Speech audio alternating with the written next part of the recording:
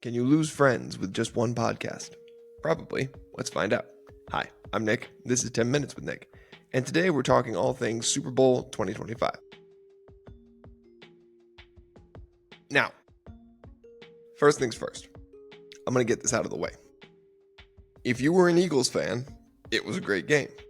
If you weren't an Eagles fan, but you also weren't a Chiefs fan, you probably had an unhealthy amount of Schadenfreude. Schadenfreude being a German word for enjoying somebody else's pain. If you were a Chiefs fan, I am so sorry. You got spanked. You got beat up all over the yard. You got pantsed in front of the pretty girl on campus. Like, you just, oh, it was a bad game. It was a bad game if you were a Chiefs fan, a good game if you were an Eagles fan, and unhealthy if you were not a fan of either team, because there was a lot of Schadenfreude. A lot of Schadenfreude. Talk to your therapist about that. From a pure football perspective, right? The halftime show was excellent. You may say there was a deeper meaning. I would believe you. I also would not believe you. I wasn't paying attention to it. I was listening to great music, and Serena Williams showed up on the diss track about her ex, and that was really funny. Stephen A. Smith brought up an interesting point today. He talked about how she's married. So she's married to somebody else. She's no longer dating Drake, which is who the diss track Kendrick created was about. And Stephen A. Smith said, why are you showing up and taking shots at your ex when you're with me? She's not married to Stephen A. Smith. He's talking as her husband. Why are you doing that when you're married with me? Like, why are you still thinking about your ex? That's something for them to deal with. I don't know. Stephen A. Smith occasionally has wild opinions, but he's regarded as a sports commentator, so people listen to him. The halftime show, though, was good. The commercials were a mixed bag. The commercials were really, really a mixed bag. And I don't just mean that from the perspective of, like, clearly a lot of money was spent. I mean, a lot of money on these commercials. Not just on the airtime itself, but on the production quality. Most of them were more like short films than commercials. There was one in particular I took note of that I took not issue with, but I wanted to poke back at it a little. It essentially was spoofing an 80s movie as a means of the NFL advertising for girls flag football to be a varsity sport in all 50 states. Now, before I go on, I should say I am all in favor of that. Girls should absolutely have a flag football varsity sport. I think men should have a one too. Like, it'd be flag football is very different from what I'll call standard football, and is a lot of fun to watch. It's a little bit like watching rugby sevens in the Olympics. Like, it's just got more pace to the game. It's a lot more wide open. You see a lot more jukes, and that's more the focus than like the big hit, the contact that makes you kind of go sometimes, why am I watching this?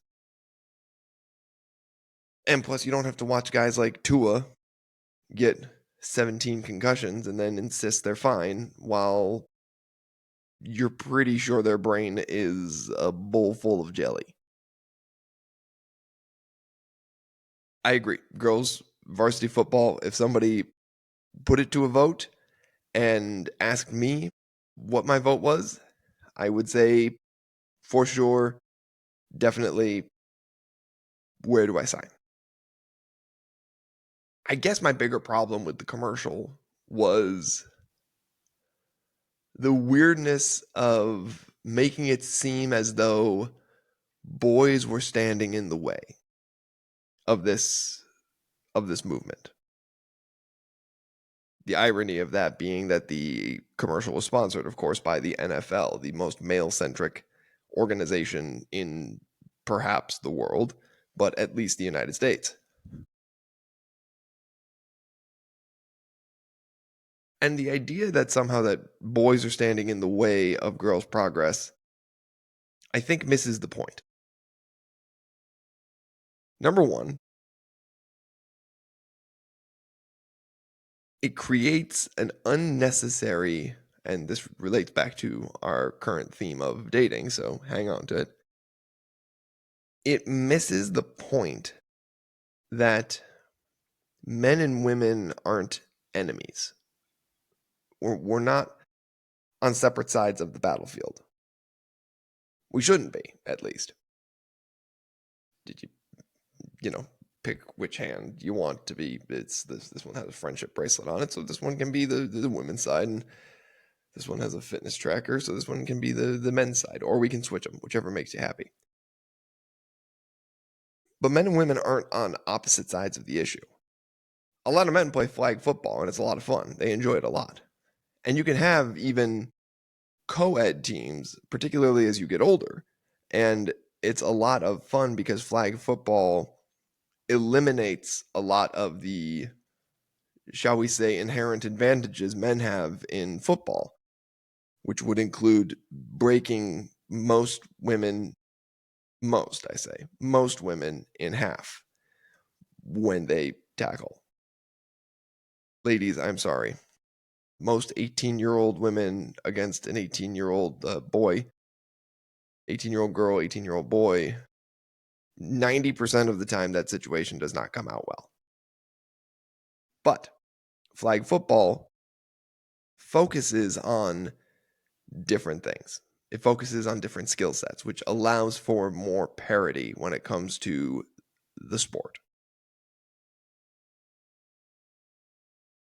But focusing back to the issue of forcing it down to be just boys holding back girls. It's not boys holding back girls. Now, there's something holding back girls. I will agree with that. But if you say it's us versus them, all of a sudden, every conversation you have with somebody of the opposite gender becomes us versus them. You have to stand up for your gender all the time. First of all, that must be exhausting. Like, how do you get through your day? It's the same way when people are just like nice to everybody all the time. Like, be forgiving, have grace.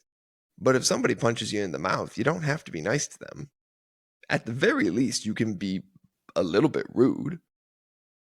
Pardon me, sir, you punched me in the mouth. I don't like that. Don't do that.